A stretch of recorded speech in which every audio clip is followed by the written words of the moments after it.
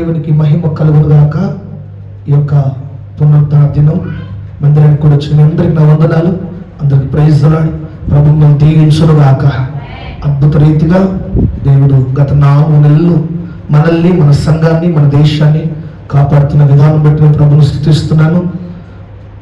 దేవుడు ఎంతగానో గత 4 నెలలు మనకిచ్చిన వాగ్దానాలన్నీ ప్రభు నెరవేరుస్తున్నాడు. ఈ యొక్క 5వ నెల, మే నెల మనకిచ్చిన వాగ్దానం చెప్పండి. వారు నానాటికి బలాభివృద్ధి పొందుతున్నందును. హల్లెలూయా. నువ్వు విశ్వసిస్తే అవన్నీ తప్పక మీ జీవితంలో, మీ కుటుంబాల్లో ప్రభు నెరవేర్చునుగాక. హల్లెలూయా. విశ్వసిస్తున్న చాలా మంది జీవితాల్లో దేవుడు ఆ మాటలు నెరవేరుస్తున్నాడు. మీ అందరి జీవితాల్లో కూడా నెరవేర్చాలని మనసారా కోరుకుంటున్నాను. మీరందరూ కూడా అలాగ విశ్వసించండి. ప్రభు అలాగ జరిగించునుగాక. ఈ పూట కొద్దిసేపు దేవుని మాటలు నేను అందిస్తాను. మనం చదివినట్లయితే బైబిల్ గ్రంథంలో అందరూ ఒకసారి బైబిల్ గ్రంథాలు తెరచి నెహెమ్యా గ్రంథము 3వ అధ్యాయము 1వ వచనం చదువుకుందాం.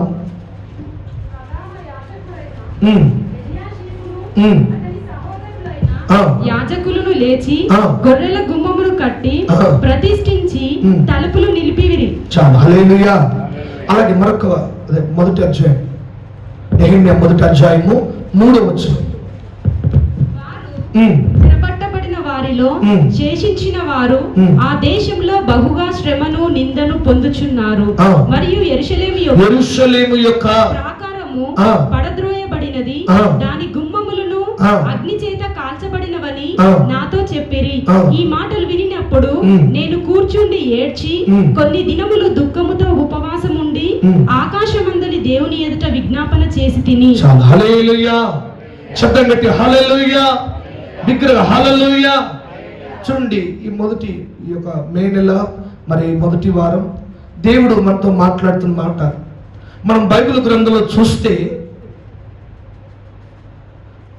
పరిపాలకులు 2 విధాలుగా విభజించబడ్డారు. ఇశ్రాయేలు రాజులు, యూదా రాజులు.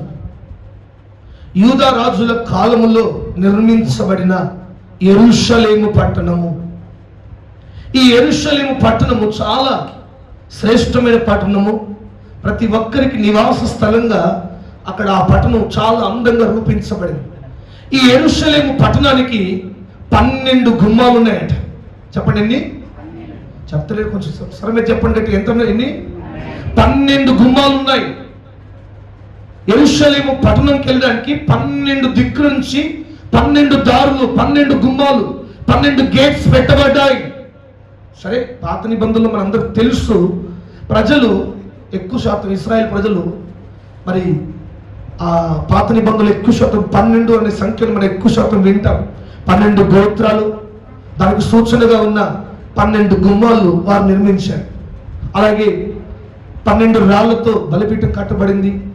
ఇట్లా మనం అనేక సార్లు వింటుంటాం. అయితే 12 గుమ్మాలు నిర్మించబడ్డాయి. 12 గుమ్మాలను పెట్టారు. ప్రతి గుమ్మం ఒక అద్భుతమైన పాఠాన్ని ప్రజలకు తెలియజేస్తా ఉంది. ఈ 12 గుమ్మాలు యెరూషలేమునే సూచిస్తూ ఉన్నాయి. యెరూషలేముకు వెళ్ళడానికి దారిగా ఉన్నాయి. మీ అందరికి క్లారిటీగా అర్థం కావాలంటే చూడండి, మనం హైదరాబాద్కి వెళ్ళాలనుకోండి, త్రూ బైపాస్ ద్వారా వెళ్ళొచ్చు, త్రూ స్టేట్కి వెళ్ళొచ్చు. అట్లా కొన్ని సింబల్స్ ఎలా ఉంటాయో అట్లాగే యెరూషలేముకి వెళ్ళడానికి యెరూషలేము పట్టణంలో ఆయా విభాగాలు ఏర్పాటు చేయబడి 12 గుమ్మాలు నిర్మించబడ్డాయి. అయితే ఈ పూట ఆ 12 గుమ్మాలు, ఒక్కొక్క గుమ్మం గురించి మరి చెప్పాలంటే చాలా సమయం పడుతుంది. మొదటి గుమ్మం గురించి, వీలైతే 2వ గుమ్మం గురించి ఒక క్లుప్తంగా నేను చెప్పి ముగిస్తాను. మిగతా గుమ్మాలు వచ్చే వారం విందాం. అట్లా ఎన్ని అయితే మనం అన్ని వరకు విందాం. ప్రతి గుమ్మము మనకు పాఠం నేర్పిస్తాం. యెరూషలేములో ఉన్న ప్రతి గుమ్మము మనకు పాఠం నేర్పిస్తాం. మనం ఇప్పుడు వెళ్తే ఎక్కువ శాతం 6-7 గుమ్మాలు, అవి కూడా శిథిలావస్థలో ఉన్నాయి. ఒక గుమ్మ గురించి మఠలాదివారం విన్నాం మనం. యేసు ప్రభు ఎంటర్ అయిన గుమ్మం ఏంటది చెప్పండి? తూర్పు గుమ్మము. దానికి ఇప్పుడు ఏం పేరు? గోల్డెన్ గేట్ అని విన్నాం. అట్లా చాలా గుమ్మాలు ఉన్నాయి. కొన్ని శిథిలావస్థలు ఉన్నాయి, కొన్ని ఆనాడే శత్రువుల చేత కాల్చబడ్డాయి. అయితే మొదటిసారి కట్టబడిన తర్వాత, సొలొమోను కట్టిన తర్వాత, అద్భుతంగా దాని ఏర్పాటు అయిన తర్వాత, నెహెమ్యా కాలములో శత్రువులు వచ్చి ఈ 12 గుమ్మాలను అగ్నితో కాల్చివేశారట. చెప్పండి, అగ్నితో కాల్చివేసి ఈ యెరూషలేము ప్రాకారాన్ని కూల్చి శత్రువుల చేతిలోకి ఈ యెరూషలేము పట్టణం వెళ్ళింది. ఈ యెరూషలేము అంతా శత్రువుల హ్యాండ్ ఓవర్లోకి వెళ్ళింది. ఈ మాట నెహెమ్యాకు వినబడింది. ఎవరి ద్వారానో? నెహెమ్యా మాటలు విన్నప్పుడు చాలా బాధపడి, దుఃఖపడి, దేవుడి సన్నిధిలో భారంగా ఏడ్చాడు. ప్రభువా, నీ పట్టణమడిన యెరూషలేము ప్రాకారం కూల్చబడ్డం, గుమ్మాలు కాల్చబడడం చాలా నెహెమ్యా గుండెను కదిలించాయి. అప్పుడు నెహెమ్యా కొన్ని రోజులు దేవుడిలో ప్రార్థన చేసి, ఈ పని దేవుని సహాయం ద్వారా నేను ముందడిగేస్తాను, నేనే ముందడిగేస్తాను. దేవుని సహాయం ద్వారా తిరిగి ఏ గుమ్మం అయితే కాల్చబడిందో, ఏ ప్రాకారం అయితే కూల్చబడిందో దాన్ని తిరిగి నిర్మించాలి అని ఒక ప్రార్థన పూర్వకంగా తీర్మానం తీసుకొని దేవుని ఆలోచన ప్రకారంగా వెళ్ళాడు. అయితే ఈ యెరూషలేము గుమ్మములో మొదటి గుమ్మం ఈ పూట మనం విందాం. మొదటి గుమ్మం ఏంటో చదవండి. ఇంతకుముందు చదివిన మాట, నెహెమ్యా గ్రంథం 3వ అధ్యాయము. అతని సహోదరులైన యాజకులను లేచి గొర్రెల గుమ్మమును కట్టి ప్రతిష్ఠించి తలుపులు నిలిపిరి. హమ్మోయ గోపురం వరకును, హనన్యేలు గోపురం వరకును ప్రాకారమును కట్టి ప్రతిష్ఠించిరి. హల్లెలూయా. చేతులపై యుద్ధం కట్టి హల్లెలూయా. మొదటి గుమ్మం పేరు రాయబడింది. దాని పేరు గొర్రెల గుమ్మము. దాని పేరు గొర్రెల గుమ్మము. ఈ 12 గుమ్మాలకు చాలా పేర్లు ఉన్నాయి. ఒక్కొక్క గుమ్మానికి ఒక పేరు పెట్టబడింది. కొన్ని మనం చెప్పాలంటే గొర్రెల గుమ్మము, మత్స్యపు గుమ్మము, పాత గుమ్మము, తర్వాత తూర్పు గుమ్మము, మత్స్యం, తర్వాత ఇంకెన్నో చాలా గుమ్మములు ఉన్నాయి. అవన్నీ మనం వింటూ ఈ ఒక 4 వారాల్లో దాన్ని పూర్తి చేసే ప్రయత్నం చేద్దాం. మొదటి గుమ్మం మన పేరింటి, దాని పేరు గొర్రెల గుమ్మము. మీరు అనుకోవచ్చు, ఎందుకు ఆ పేరు పెట్టబడింది? యెరూషలేము గుమ్మాలు చాలా ఉన్నాయి, మరి ప్రారంభం గుమ్మమే గొర్రెల గుమ్మము అని ఎందుకు దానికి ఆ పేరు వచ్చింది అంటే, యెరూషలేము పట్టణంలోకి వధించడానికి, చూడండి, పాప పరిహారార్థ బలిగా వధించడానికి పాత నిబంధన కాలం అంతా ప్రజలు ఏం చేసేవారంటే, వారు చేసిన పాపముల నిమిత్తం, వారు చేసిన తప్పిదాల నిమిత్తం ఒక గొర్రెపిల్లను తీసుకొచ్చి దాని తల మీద చేతులు పెట్టి యాజకుడు ప్రార్థన చేసేవాడు. ఈ వ్యక్తి యొక్క పాపములన్నీ ఈ గొర్రెపిల్ల మీద సూచించి స్థానంగా ఈ వ్యక్తి స్థానంలో గొర్రెపిల్లను పెట్టి వధించేవారు. పాప పరిహారార్థ బలిగా వధించేవారు. వీరి పాపమునకు, వ్యక్తి పాపమునకు ఈ వ్యక్తి స్థానంలో గొర్రెపిల్లను పెట్టేవారు. మనం చూస్తాం, అబ్రహాము కాలములో దేవుడు ఇస్సాకును వధించమన్నప్పుడు అబ్రహాము, ఇస్సాకు ఇద్దరు కలిసి, చూడండి, ఆ మోరియా పర్వతం ఎక్కడానికి వెళ్ళినప్పుడు ఇస్సాకు అడుగుతాడు, నాన్న, కట్టెలు ఉన్నాయి, నిప్పు ఉంది, కత్తి ఉంది, మరి గొర్రెపిల్లేది? దేవుడే చూసుకుంటాడు బిడ్డ, యెహోవా ఈరేగా ఆయనే చూసుకుంటాడని చెప్తాడు. వెళ్తారు, బలిపీఠం కడతాడు, అన్ని పెట్టి ఇస్సాకును వధించబోతుండగా ఆకాశం నుండి దేవదూత స్వరమెత్తి, నీవు దేవునికి భయపడువాడవని, నీవు దేవునికి భయపడతావా లేదా అని మేము పరీక్షించాము, నీవు దేవుడికి భయపడతావని నిరూపించబడింది. ఇస్సాకును ఏమాత్రం హాని చేయగలదు. ఇదిగో నీ కుడివైపున చూస్తే ముళ్ళ పొదల్లో ఒక పొదలో ఉంది, ఒక పొదలో పొట్టేలో పడుతూ ఉంది, దాన్ని వధించు అని చెప్పినప్పుడు ఆ మాట ఒకసారి చదువుదామా? ఆదికాండము 22:13.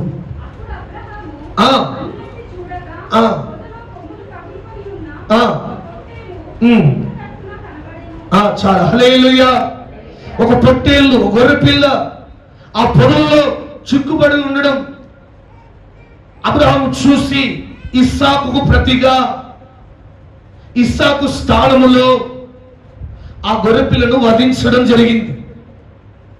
ఈ విధంగా మరి పాత నిబంధన అంతా వ్యక్తులు ఏం చేసేవారంటే వారికి ప్రతిగా వారి స్థానములో వారు చేసిన తప్పిదములకు, వారు చేసిన పాపాలకు ప్రతిగా గొర్రెపిల్లను నిలిపి దాని స్థానంలో వధించేవారు. అయితే ఆ గొర్రెపిల్లను తీసుకెళ్లేదే ఈ గొర్రెల గుమ్మం.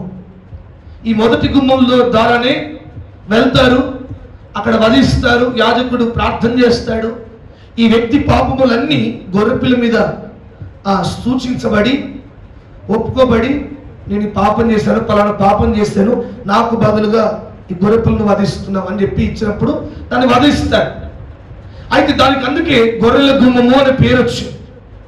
సరే, ఇప్పుడు ఈ గొర్రెల గుమ్మం మనకేం సూచిస్తా ఉంది, మనకే పాఠం తెలియజేస్తా ఉందంటే, వ్యక్తికి పాపములకు సూచనగా పాత నిబంధనలు గొర్రెపిల్ల నిలబడింది. మరి యోహాను అంటారు కదా, క్రొత్త నిబంధనలో మన పాపములకు పరిహారంగా ఎవరు నిలబడ్డారు? మరి కొత్త నిబంధనలు ఆ గొర్రెపిల్ల ఎవరు? మన ప్రభువైన యేసుక్రీస్తే. యోహాను అంటాడు, లోక పాపమును మోసుకొను దేవుని గొర్రెపిల్ల. మన పాపముల నిమిత్తము గొర్రెపిల్లగా పోల్చబడిన యేసయ్య రక్తమే మనల్ని పాప విముక్తి చేసింది. హల్లెలూయా, హల్లెలూయా. చెప్తా చేతులు పైకెత్తి, హల్లెలూయా, హల్లెలూయా. మనల్ని చూడండి, ఒక శ్రేష్టమైన ఆ పాపం నుండి, ఆ శాపము నుండి, ఆ అపవిత్రమైన స్థితి నుంచి విడిపించింది.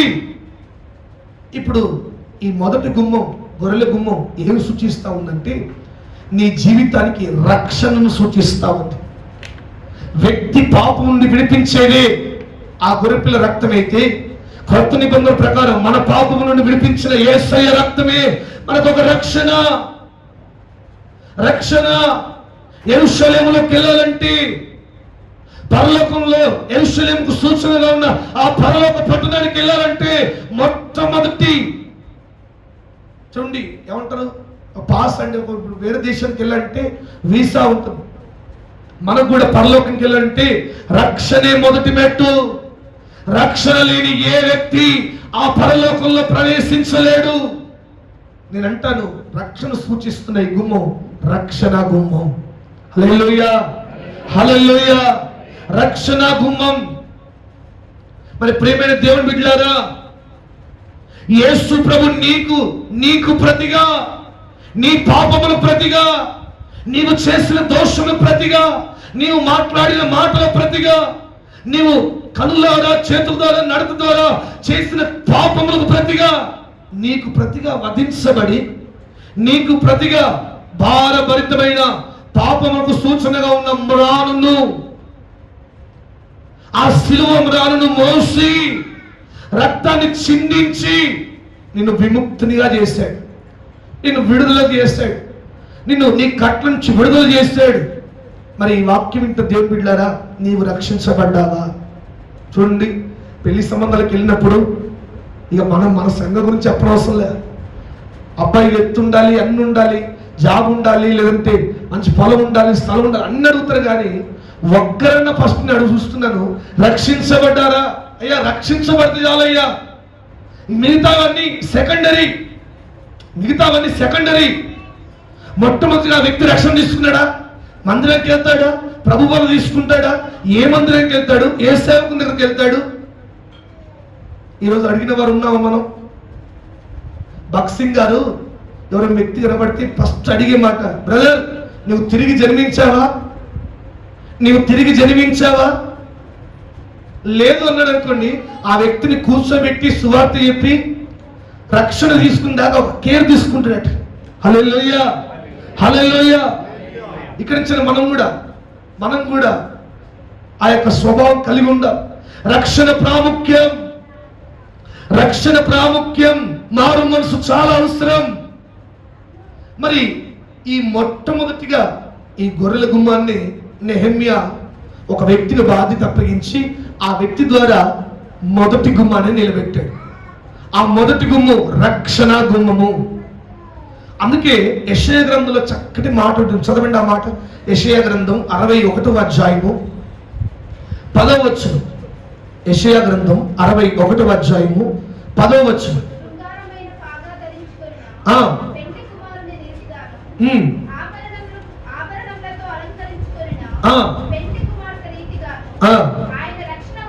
ఆయన రక్షణ వస్త్రము నాకు ధరింపజేసి ఉన్నాడు. హల్లెలూయా, హల్లెలూయా.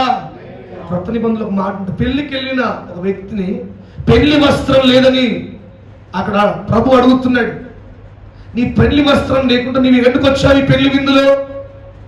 ప్రియమైన దేవుని బిడ్డలారా, మనకు కావలసిన ఈ లోకపు వస్త్రాలు, ఈ లోకపు ఎంత విలువైన వస్త్రాలైనా మనుషుల ముందు నీ విలువను పెంచుతాయేమో కానీ దేవుని ముందు పెంచలేవు. దేవుడు చూసేది ఆ పరలోక విందులో, ఆ పెళ్లి విందులో. కనబడాలంటే, నీ ఉండాలంటే, నీ కుటుంబం ఉండాలంటే, మన సంఘం ఉండాలంటే కేవలం ఒకే వస్త్రము, రక్షణ వస్త్రము. హల్లెలూయా. రక్షణ వస్త్రం ఉన్న వ్యక్తికి ఎంట్రన్స్, రక్షణ ఉన్న వ్యక్తికే ప్రాధాన్యత, రక్షణ ఉన్న వ్యక్తికే విలువ. అక్కడ నువ్వు ఎంత డబ్బు సంపాదించినా, ఎంత విలువైన వస్త్రాలు వేసుకున్నా, ఎంత విలువైన బంగారం ఉన్నా, రక్షణ లేకపోతే నీకు స్థానం లేదు. రక్షణ లేకపోతే తక్షణమే గట్టి వేయబడతావు.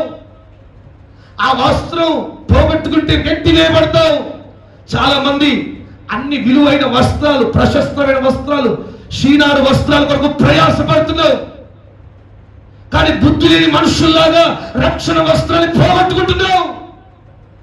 రక్షణ వస్త్రాన్ని పడేసుకుంటున్నావు. దేనికో తేలికమైన విలువ లేని ఈ లోకం విలువిచ్చే వాటి కొరకు, బంగారం కొరకు, వెండి నాలుక కొరకు రక్షణ వస్త్రాలు పోగొట్టుకుంటున్నావు. ఇది అందుకే ఎలీషా అడుగుతాడు, తేటగా అడుగుతాడు. ఆ మాట ఒకసారి చదవండి. 2వ రాజుల గ్రంథం 6వ అధ్యాయం చూడండి.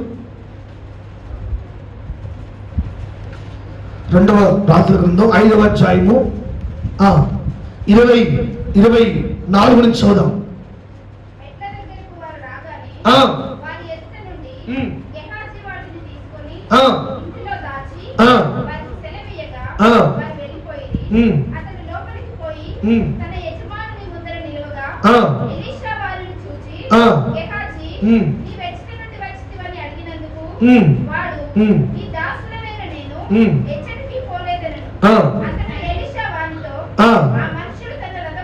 అమ్మ వినాలి ఈ మాట.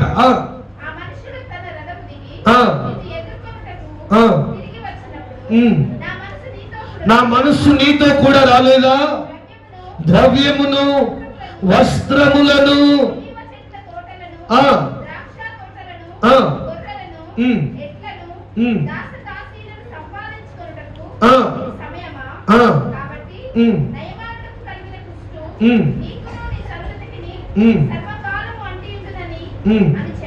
చాలు. హల్లెలూయా.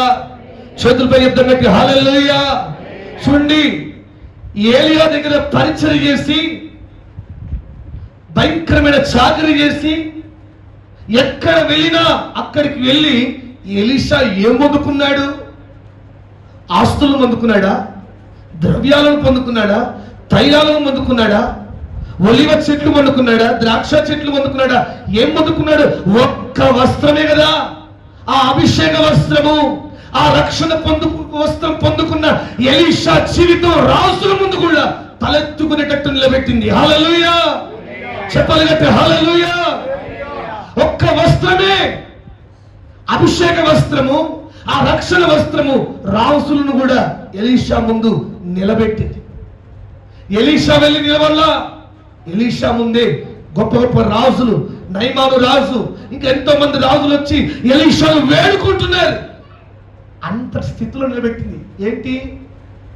ఆస్తుల, అంతస్తుల? ఒక్క అభిషేకమే కదా, పొందుకున్న రక్షణే కదా. అంతగా విలువ పెట్టి విలువైన వ్యక్తిగా మార్చిన ఎలీషా కూడా శిష్యుడు ఉన్నాడు. ఆ వ్యక్తి జీవితంలో ఎంత విలువైన వస్త్రం, ఆ రక్షణ పొందుకునే సమయం, ఆ యొక్క అభిషేకాన్ని పొందుకునే వ్యక్తిగా ఆ వ్యక్తి మారేవాడు. కానీ ఆ వ్యక్తికి ఈ లోక వస్త్రం మీద కన్ను పడ్డది. ఈ లోకపు ద్రవ్యాల మీద, ఈ లోకపు ఒలివ చెట్ల మీద, తైలమునిచ్చే ద్రాక్ష చెట్ల మీద, ఒలివ చెట్ల మీద, విలువైన వాటి మీద, ఈ లోకంలో విలువ పెట్టే వారి మీద, వాటి మీద పడి తనకున్న విలువైన రక్షణ వస్త్రాన్ని పోగొట్టుకున్నాడు. ఎవరు? గెహాజీ. ప్రియమైన దేవుని బిడ్డలారా, గెహాజీ రక్షణ వస్త్రం పోగొట్టుకోలేదు, తన జీవితాన్ని పోగొట్టుకున్నాడు, తన కుటుంబ ఎదుగుదలను పోగొట్టుకున్నాడు, దేవుడిచ్చే విలువను పోగొట్టుకున్నాడు, దేవుడిచ్చే స్థానాన్ని పోగొట్టుకున్నాడు. ప్రియమైన దేవుని బిడ్డల, వాక్యం వింటున్న దేవుని బిడ్డలారా, నీ జీవితంలో రక్షణ వస్త్రం ఉందా? నీ జీవితంలో నీ రక్షణ వస్త్రాన్ని కాపాడుకుంటున్నావా? నీ జీవితాన్ని మార్చే ఆ రక్షణ వస్త్రాన్ని కాపాడుకుంటున్నావా? కాపాడుకోవాలి. ఎంత దినాల్లో వ్యక్తులను బట్టి, పరిస్థితులను బట్టి, చూడండి, ఎదురవుతున్న ప్రతి సిచ్యువేషన్ బట్టి పోగొట్టుకునే పరిస్థితులు వస్తున్నాయి. అందుకే చూడండి, ఆ మొదటి గుమ్మం రక్షణను సూచిస్తాం. మన జీవితంలో మారు మనసు ఉండాలి, మన జీవితంలో రక్షణ ఉండాలి. మనం కలిగి ఉన్న రక్షణ వస్త్రాన్ని కాపాడుకోవాలి. రక్షణ పొందుకోవడం ఒక ఎత్తు అయితే, కాపాడుకోవడం విలువైనది. కాపాడుకోవాలి. ఎప్పటి వరకు? ఒక రోజు వరకు కాదు, ప్రభు వల్ల పొందుకునేంత వరకు కాదు, మందిరం వచ్చేప్పుడే కాదు, సేవకులు చూస్తున్నప్పుడే కాదు, లోకం చూస్తున్నప్పుడే కాదు, కడ వరకు శ్వాస పోగొట్టుకునేంత వరకు, దేవుని రాకడ వచ్చేంత వరకు కాపాడుకోవాలి. వ్యర్థమైన వాటి కొరకు ఆశపడి, ఆతురపడి పోగొట్టుకుంటున్నావేమో. నీ జీవితంలో అన్ని పొందుకుంటున్నావు అనుకుంటున్నావు, కానీ నీకు కలిగిన రక్షణ నిలబడలేదు. నీ జీవితంలో ఆ రక్షణ లేదు. మొదటి స్థానం, మొదటి స్థితిలో నువ్వు ఒకప్పుడు ఎంత భక్తి కలిగినావో ఆ భక్తి నీలో లేదు. దేవుడు తప్పు మోపే కాలం వస్తా ఉంది. దేవునికి ప్రియమైన జీవితం కలిగి ఉండాల్సిన నీవు లోకాన్ని సంతోష పెట్టేటట్టుగా, లోకపు మెప్పు కొరకు, మనుషుల మెప్పు కొరకు, బంధువుల మెప్పు కొరకు నీ రక్షణ వస్త్రాన్ని పోగొట్టుకుంటున్నావు. గెహాజీ వలె మారకు, గెహాజీ వలె మారకు. బంధువుల ముందైనా, స్నేహితుల ముందైనా, లోకం ముందైనా తెగించి చెప్పగలగాలి, నేను యేసు ప్రభు బిడ్డను, నేను రక్షణ కలిగిన బిడ్డను, నేను ఇందులో పాలు పొందలేను, ఇందులో నిలబడలేను, ఇందులో సహవాసం నాకొద్దు. ఏమైతేలే, ఎవరున్నారు? పాస్టర్ చూస్తున్నారు, అవిశ్వాసులు చూస్తున్నారు, ఏమైతే అందరు అట్లా అంటులే, ఏంటి అంటే నీ పరిస్థితి అంతేగా. గెహాజీ ఆ మాటే, సేవకుడు అక్కడ ఉన్నాడు, దేవుడు ఎక్కడో ఉన్నాడు, నన్ను ఎవరు చూస్తారనుకున్నాడు. బైబిల్లో ఇంకో వ్యక్తి ఉన్నాడు కదా, ఆయన పేరు షీనారు వస్త్రం, ఆకాను. చూడండి, ఆకాను కూడా అంతే. ఈ వస్త్రాలు పిచ్చి ఎక్కువ స్త్రీలకే ఉంటుందంట. ఈ మధ్య పురుషులు కూడా వీరు అంటే వస్త్రాలంటే ఈ లోక వస్త్రాలు కాదు, అవి దేని సంబంధమైన, పాప సంబంధం ఏదైనా అది షీనారు వస్త్రంతో సమానమే. దేవుణ్ణి ప్రక్కన పెట్టేది ఏదైనా అది లోకముతో సమానమే. అది నీ రక్షణ పాడు చేసేది. సో దేవుడి వాక్యం శ్రమిస్తా ఉంది, నీ రక్షణ వస్త్రాన్ని నువ్వు కాపాడుకొందువుగాక. ఆమెను చెప్పండి గట్టిగా, ఆమెను చెప్పండి గట్టిగా. గెహాజీ వలె మారద్దు, ఎలీషా వలె మారదాం. ఎలీషా వలె కడ వరకు పరిచయం చేస్తుండి తాను ఏం పొందుకున్నాడండి అసలు? ఏలియా అడిగాడు, నేను దేవుని దగ్గరికి వెళ్ళే టైం అవుతుంది, నీకేం కావాలి? నీ గురించి రాజుతో మాట్లాడాలా, నీకేం కావాలి? ఎలీషాకి ఏం కావాలో ఏలియాకు తెలీదా? తెలుసు, అడుగుతున్నాడు. ఒకవేళ ఈ పూట ప్రభువే నిన్ను అడిగితే నీకేం కావాలి? దేవుడి మందిరానికి వస్తున్నా, నీకేం కావాలి అడిగితే నీ లిస్టు పెద్దదే ఉంది కదా, మన లిస్టు పెద్దదే ఉంది.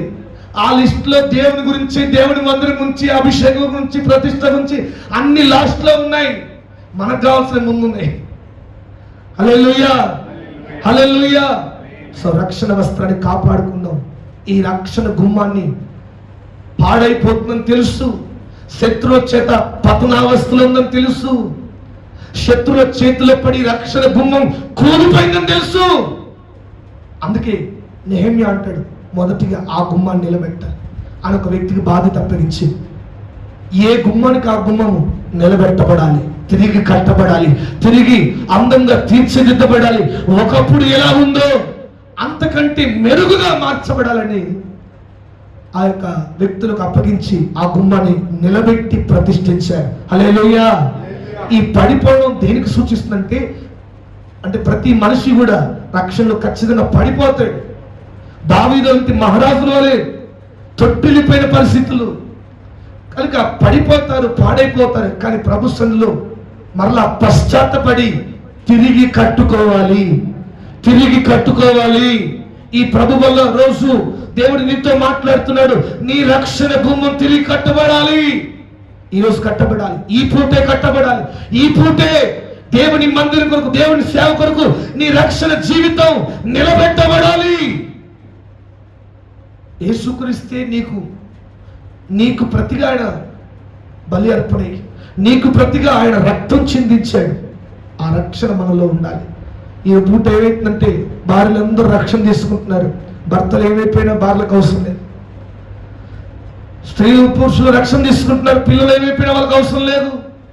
నీ పిల్లల రక్షణ గురించి నువ్వు ప్రయాసపడుతున్నావా? నీ పిల్లల రక్షణ గురించి, వారి భవిష్యత్తు గురించి, నా పిల్లలు కూడా రక్షించబడాలి, వారి జీవితంలో కూడా ఒక మారు మనసు రావాలి, వారి జీవితంలో కూడా ఒక పశ్చాత్తాపం రావాలి, దేవుని మందిరంలో వారు కూడా ఒక పనిముట్లుగా వాడబడాలి. ఆ టైం వచ్చినప్పుడు చేస్తారయ్యా, ఆ టైం వచ్చినప్పుడు రక్షణ తీసుకుంటారయ్యా వాళ్ళే. ఆ టైం రాకముందే నీ టైం అయిపోతుంది. దేవుని రాకడ వస్తుంది ఒక దిక్కు, ఓ దిక్కు చూడండి ఎక్కడ పడితే అక్కడ యుద్ధాలు ప్రారంభించబడుతున్నాయి, భూకంపాలు వస్తూ ఉన్నాయి. ఎన్నివైనా నీకు అవసరం లేదు. ఆ టైం వచ్చినప్పుడు ప్రేమ దేవుడు వెళ్ళారా, జక్కయ్య ఒక్కడికి రక్షణ కలిగిందా? జక్కయ్య ఇంటికి రక్షణ కలిగింది. హల్లెలూయా. నోవాహు ఒక్కడికే స్వరం వినబడితే నోవాహు కుటుంబం అంతా ఓడలో చేర్చబడింది. అంటే చూడండి, దేవుడు నిన్నెందుకు ఎన్నుకున్నాడంటే, నీ ద్వారా నీ ఇంట్లో నీ బంధువులు నీ చుట్టాలు అందరూ మందిరానికి వస్తారని, వాళ్ళని రక్షణలోకి నడిపించే కృప నువ్వు కలిగి ఉన్నావంటే, నువ్వేమో నీ పనుల మీద నీకే బిజీ. వాళ్ళని తీసుకొచ్చి వాళ్ళని బతిలాడి వాళ్ళని చూడండి దేవుని మందిరం నడిపించేది. చూడండి దేవుడు ఎన్నుకున్న ఉద్దేశం, నిన్ను ఏర్పరిచిన ఉద్దేశం అన్ని విడిచిపెడుతున్నావు. ప్రియమైన దేవుళ్ళ రమణాలు, భారం లేని వారిగా ఉండొద్దు, బాధ్యత లేని వారిగా ఉండొద్దు. మన ఇంటి వారిని, మన కుటుంబం వారిని, మన పిల్లలను రక్షణ నావలోకి నడిపిద్దాం. రక్షణ నావలోకి నడిపించే ప్రయత్నం చేయి. వారు మారు మనసు పొందాలి, పాప క్షమాపణ రావాలి, పశ్చాత్తాపం రావాలి. ప్రభు బలలో చేయబడుతున్న మనం కూడా పశ్చాత్తాపం లేకుండా బలలో పాలు పొందకండి. పాడైపోయిన నీ రక్షణ గుమ్మాన్ని తిరిగి కట్టుకున్నాకే అడుగు పెట్టండి. దేవుడు సూచిస్తున్నట్టుగా ఆ ప్రకారంగా మన జీవితంలో గొర్రెల గుమ్మానికి సూచనగా ఉన్న రక్షణ గుమ్మాన్ని, ఆ రక్షణను మనం నిత్యం కాపాడుకుందుముగాక. రక్షణ వస్త్రాన్ని కాపాడుకుందుముగాక.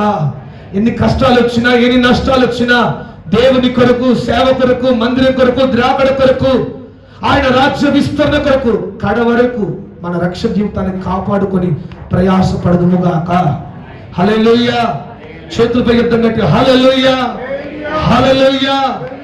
ఈ పూట విన్నట్టుగా గొర్రెల గుమ్మం రక్షణ గుమ్మంగా మారాలి. మన జీవితంలో రక్షణ కలిగిన వారిగా ఉండాలి. రక్షణ కలిగిన వారు కాపాడుకునే వారిగా ఉండాలి.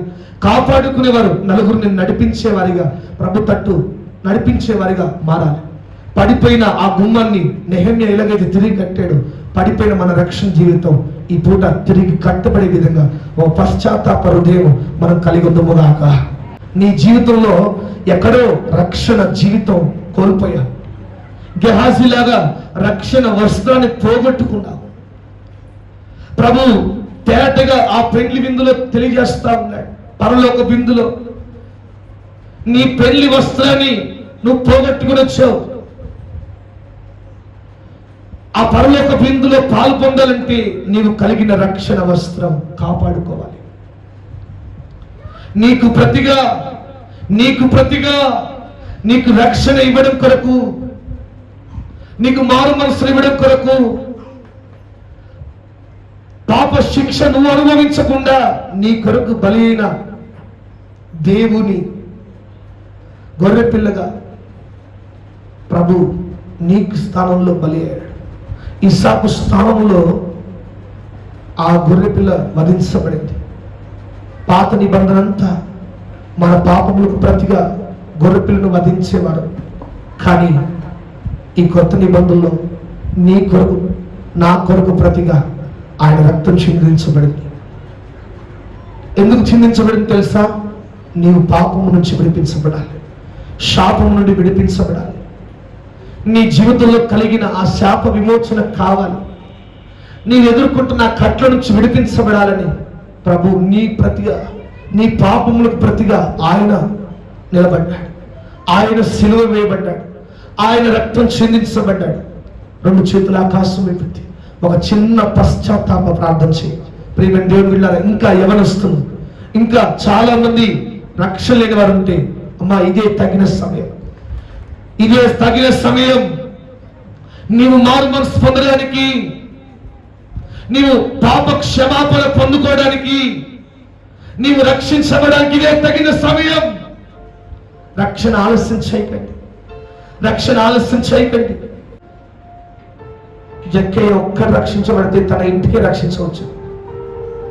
నోవాహు ఒక్కరిని దేవుడు పిలిస్తే నోవాహు తన పిల్లలు, 3 కుమారులు, 3 కోడలతో సహా ఆ రక్షణ నావలో ప్రవేశించాడు. అలాగే ప్రభువునితో మాట్లాడుతున్నాడు. ఈ గొర్రెల గుమ్మను సూచిస్తా ఉంది. నీ రక్షణ కాపాడుకో, నీ రక్షణ వస్త్రాన్ని కాపాడుకోవాలని. దేవుడే నా రక్షణ వస్త్రమని యెషయా ప్రవచన గ్రంథంలో రాయబడ్డట్టుగా ఎలీషా ఎంతకాలం పరిచయం చేసి పొందుకున్న అభిషేక వస్త్రం, రక్షణ వస్త్రం తనని రాజుల ముందు కూడా ఘనపరిచేటట్టుగా నిలబెట్టింది. ఎలీషా ముందు పరిచయం చేసిన గెహాజీ కాపాడుకోలేకపోయాడు. ఇప్పుడు నీ రక్షణ కాపాడుకుంటున్నావా? నీకు వచ్చిన రక్షణ సాధారణంగా వచ్చిన రక్షణ కాదు, రక్తం చిందించబడి వచ్చిన రక్షణ. అది ఒకప్పుడు ఎటువంటి భక్తి కలిగి ఉన్నావు, ఒకప్పుడు ఎటువంటి ప్రార్థన కలిగి ఉన్నావు, ఒకప్పుడు ఎటువంటి భారము బాధ్యత నీలో ఉంది. దేవుని కొరకు, దేవుని సేవ కొరకు, ఆయన రాజ్యం కొరకు ఎంత భారమైన పడతారు, ఎంత బాధ్యతగా చేస్తారని తీర్మానం తీసుకున్న వ్యక్తి ఈ పూట నీ రక్షణ ఏమైపోయింది? నీ రక్షణ ఏమైపోయింది? నీ రక్షణ వస్త్రం ఏమైపోతా ఉంది? రెండు చేతుల ఆకాశం ఎత్తి ఒక చిన్న పశ్చాత్తాప ప్రార్థన చేద్దాం.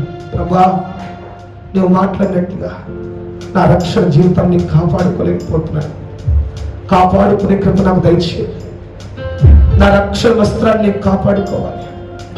అనేకులు నడిపించే వ్యక్తులు నేను మారాలయ్యా. గొర్రెల గుమ్మం సూచిస్తా ఉంది పాప పరిహారార్థ బలిగా వ్యక్తుల పాపమును మోసే గొర్రె పిల్ల ప్రవేశించే ద్వారా అటువంటి పశ్చాత్తాప హృదయం నాకు దయచేయి. నెహెమ్యా వింటున్నాడు, గొర్రెల గుమ్మం కాల్చబడింది. కాల్చబడిన గుమ్మాన్ని, శత్రువుల చేత కప్పగించబడిన గుమ్మాన్ని, పడిపోయిన ఆ గుమ్మాన్ని, పాడైపోయిన ఆ గుమ్మాన్ని తిరిగి కట్టాలి, తిరిగి నిర్మించాలి. మునుపున్న రీతి కంటే అధికంగా, అద్భుతంగా మార్చాలని తీర్మానం తీసుకొని నిర్మించబడినట్టుగా నీ రక్షణ జీవితాన్ని తిరిగి కట్టుకో. ఈ పూట నీ రక్షణ జీవితాన్ని తిరిగి కట్టుకో. ప్రభు సన్నిధిలో పశ్చాత్తాపడు. దేవుని సన్నిధిలో పశ్చాత్తాపం పడిపోయిన నీ రక్షణ జీవితాన్ని తిరిగి కట్టగలదు. దేవుని సన్నిధిలో పశ్చాత్తాపం పాడైపోయిన నీ రక్షణ జీవితాన్ని, రక్షణ వస్త్రాన్ని తిరిగి నూతనంగా మార్చగలదు. అందరూ మోకరిద్దాం, చిన్న ప్రార్థన చేద్దాం. అందరూ మోకరించి ఒక చిన్న పశ్చాత్తాపంతో ప్రభు సన్నిధిలో